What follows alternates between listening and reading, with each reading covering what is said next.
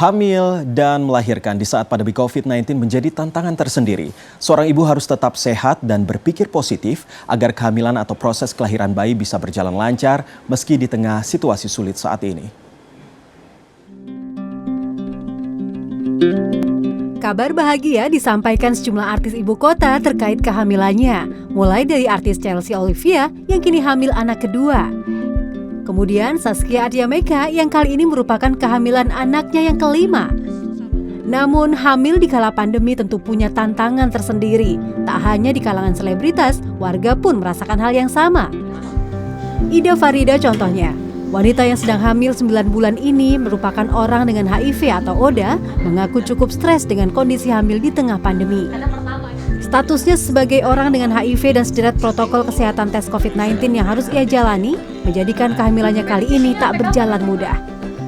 Walau menggunakan BPJS, biaya tes COVID-19 harus ditanggungnya sendiri.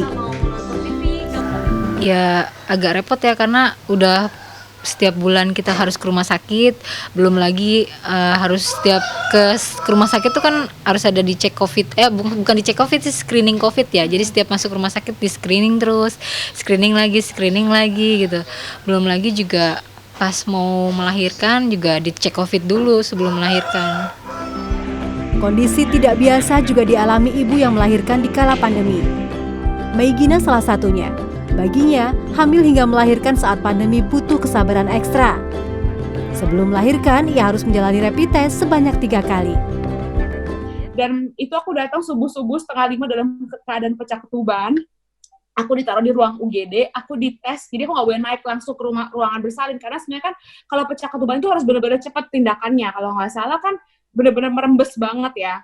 Walaupun rapid test lolos, tapi kalau misalnya tes dan lengkapnya nggak bagus, itu tetap tidak bisa. Itu harus dites ke CT scan dan tes berikutnya gitu. Dan aku tunggu selama 2,5 jam dan 3,5 jam, 2 sampai 3,5 jam. Akhirnya darah aku sih bagus, aku baru bisa lahiran di rumah sakit tersebut.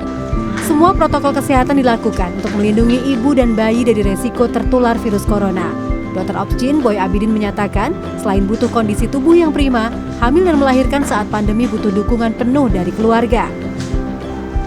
Apa yang harus disiapkan? Jadi kalau kita bicara mulai dari proses hamil awal ya, hamil muda, kemudian hamil di proses hamil sampai hamil 9 bulan, sampai proses persalinan, intinya sih sebenarnya harus dijaga adalah stamina ibu.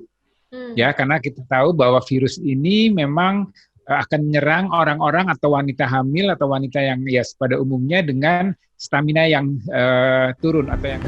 Saat pandemi, kebiasaan menjenguk bayi sebaiknya tidak dilakukan dan bisa digantikan menjenguk secara virtual. Sandra Insanasari, Septiadi Pradana, Jakarta.